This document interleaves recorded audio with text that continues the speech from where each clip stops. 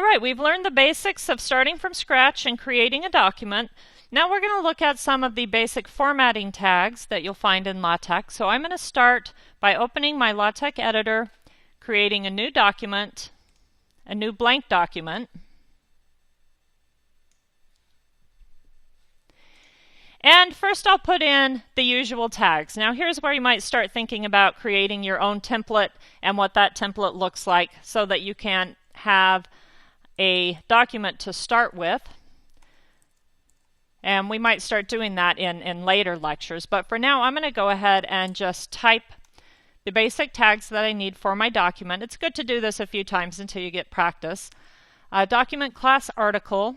I'm going to use the geometry package to get rid of those extra margins. And you don't have to do this, I just prefer to. I'm going to create a title. We'll call this one Basic LaTeX using my LaTeX tag. Formatting. Of course, the author of the document, you always want to claim authorship of the things you write. And then I do not want the date on this document, so I'll use the date, or rather no date tag. So begin document, and then end document. All right, and my text is going to go, of course, between the begin and end document. What's the first thing I need to do? I need to make a title. So I'll put the make title tag here. And now I'm ready to go. All right, let's start by creating a section. We'll call it Introduction again. That's always a good first section. And this document is going to be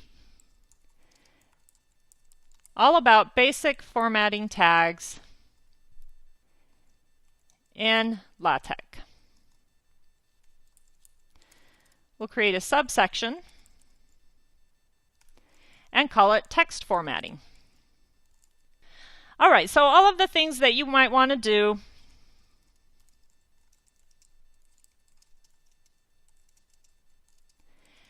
and sometimes should,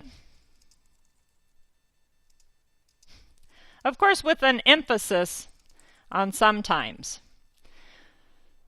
If you've ever read an article or a document that had excessive use of underlining, italics, and bolding, you understand that sometimes is the concept we want to keep in mind here. You don't always want to use that, but if you really do want to emphasize something in text, you can certainly do that in LaTeX. All right, so what's one thing you might want to do? You might want to make text bold. So there's a tag called TextBF, and then anything you put in the curly braces after TextBF will appear in bold. So I'm going to type bold formatting. We'll give you bold formatted text. Now I can typeset my document. Let's save this as Lecture 8.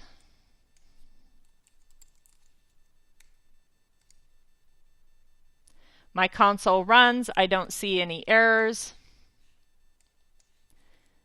Get this on the screen a little better so we can see it. And here's the document that I just created.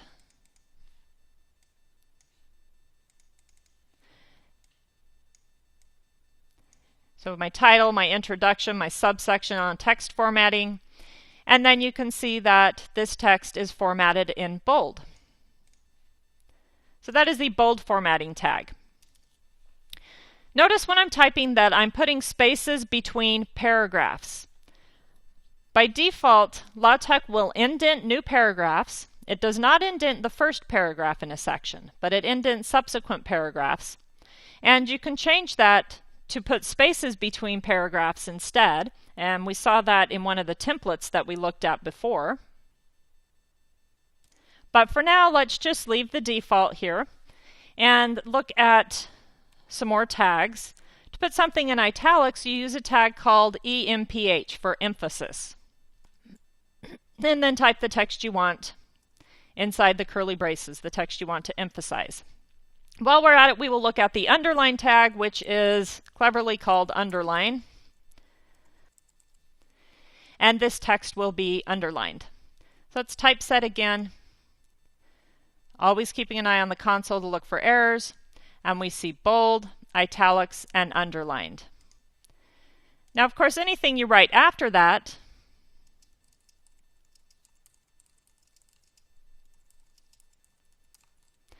will not appear with that formatting because the formatting tag only applies to the text within the curly braces. So if I typeset that again, I can see that the bold formatting stops outside the curly braces.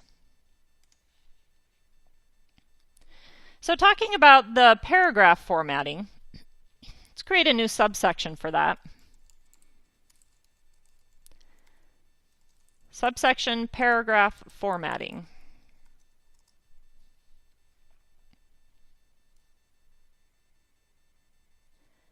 So as I said, new paragraphs are automatically indented unless you've changed that default. If you do not want a particular paragraph to be indented, there's a special tag called no indent. So if I put no indent,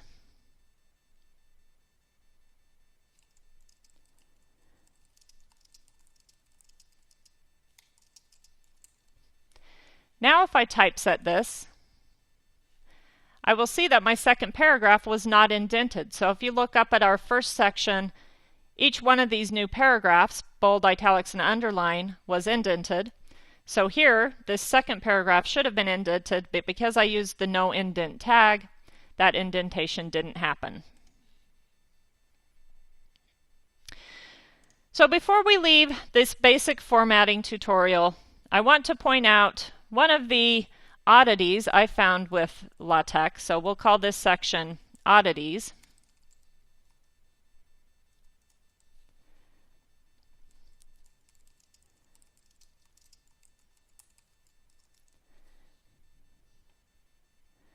So something that I noticed has to do with quotes.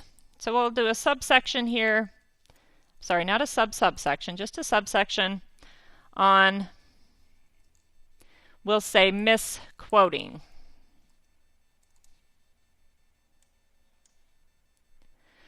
All right, so normally when I'm typing in a word processor, and I want to create single and double quotes, I use the quote key that's to the right of my right pinky finger. And I type the quote for single quotes, and then Shift for double quotes. This looks fine in my LaTeX text editor. I have single and double quotes. But let's run this and see how it looks when we typeset.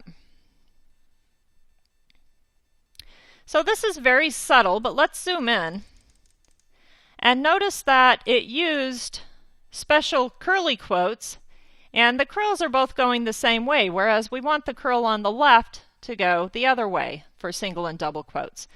So this is something that you might not notice, but then somebody else will read your document and probably pick it out and point it out to you.